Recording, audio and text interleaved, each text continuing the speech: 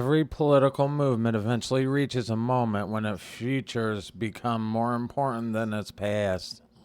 For the conservative movement, the loss of one of its most recognizable young leaders raises a question that extends far beyond a single organization or political personality. What happens next? Charlie Kirk spent more than a decade building Turning Point USA into a powerful network of young conservative activists, students, media personalities, and political organizers. His influence extended far beyond campus politics, reaching into national elections, conservative media, and the America First movement. Debates over free speech, education, immigration, foreign policy, and the future direction of the Republican Party. But movements built around powerful personalities eventually face a test of their own. Rather, the ideas of the institutions can survive when the person who helped define them is no longer there to lead them. The future of Turning Point USA will therefore be closely watched, and can the organization maintain its national reach while developing the new leadership? Can it preserve the political identity that made it successful while adapting to a changing generation of younger Americans? And will the next generation of conservative activists follow the path Charlie Kirk helped establish? Or will they create something fundamentally different? These questions matter because American politics is undergoing a generational transformation. The younger voters are entering an environment dramatically different from the one that shaped previous generations. They receive political information through TikTok, YouTube podcasts, live streams, independent media, and social platforms that can turn a local political argument into a national controversy within hours. Traditional influencers, activists, commentators, and online communities. Charlie Kirk understood this transformation early on. His political career demonstrated the power of speaking directly to young audiences without relying exclusively on traditional media organizations. He built an audience through confrontation, debate, commentary, interviews, and content engagement with political polarization, or with other political events and polarization. Whether people viewed that strategy as effective political communications or as contributor to the polarization, it had represented a significant change in how political movements could organize and communicate. The question now is whether that model can continue without him. Leadership succession will be one of the most important challenges facing the Turning Point USA organization. Every organization built around a highly recognizable founder eventually has to answer the same question. Can the institution become bigger than the personality? If the answer is yes, the organization can continue evolving while preserving its original mission. If the answer is no, the movement may fragment as competing leaders attempt to define what comes next.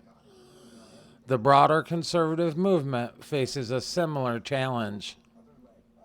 The Republican Party and the America First movement are not identical, but they increasingly overlap in debates about immigration, trade, foreign policy, national sovereignty, and cultural issues, government spending, and America's role in the world.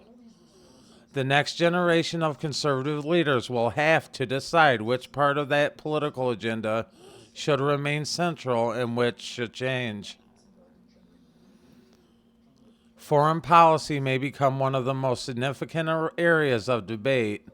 The younger conservatives have increasingly questioned traditional assumptions about American military commitments overseas. Some argue that the United States should prioritize national interests at home and avoid unnecessary foreign conflicts. Others believe the Americans' power and the alliances remain essential to maintaining global stability. These disagreements are likely to shape the conservative movement for years to come. And just for the record, I'm on the first part of that speech. Don't want foreign wars, as I'm sure every one of us here don't. Domestic issues will be equally important in immigration, government spending, education, technology, free speech, and artificial intelligence, economic opportunity, and relationships between federal and state governments will all influence the political priorities of a younger American audience. The movement that emerges from these debates may look very different from the conservative movement of the early 21st century. Perhaps the most important legacy of Charlie Kirk will therefore be a specific policy position or political slogan, and maybe the generation of young people who become interested in politics because someone challenged them to participate. The political movements rarely survive simply because their leaders are famous. They survive because the ordinary people decide that the ideas are worth carrying forward. The students become activists, activists become organizers, and the organizers become candidates. Candidates become elected officials, and eventually a movement, original generation, gives way to another. That process raises a profound question about Charlie Kirk's legacy. Did he build a movement that depended on Charlie Kirk? Or did he build a movement capable of continuing without him? The answer will not be determined by one speech or one election or one organization. It'll emerge over the years as new leaders take positions of influence and younger Americans decide what kind of political future they want. There is also a larger question facing the United States itself. America is experiencing intense political polarization and a declining trust in our institutions, rapid technology change, economic uncertainty and cultural conflict, and a growing disagreement about the country's role in the world. These challenges cannot be solved by one political movement or one individual. They require citizens to decide what principles should remain at the center of American democracy. Free speech, constitutional government, the individual liberty, political participation, peaceful disagreement, the rule of law, and the ability to citizens to challenge their government without fearing that political differences may make them enemies.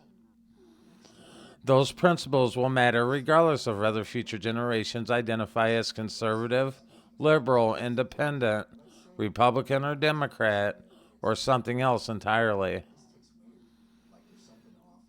Charlie Kirk's political career became part of a larger story about America changing the political landscape.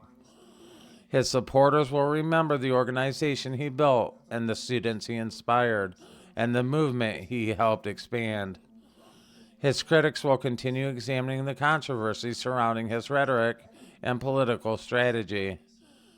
Historians will ultimately have the benefit of distance, allowing them to evaluate his influence without the immediacy of the political moment.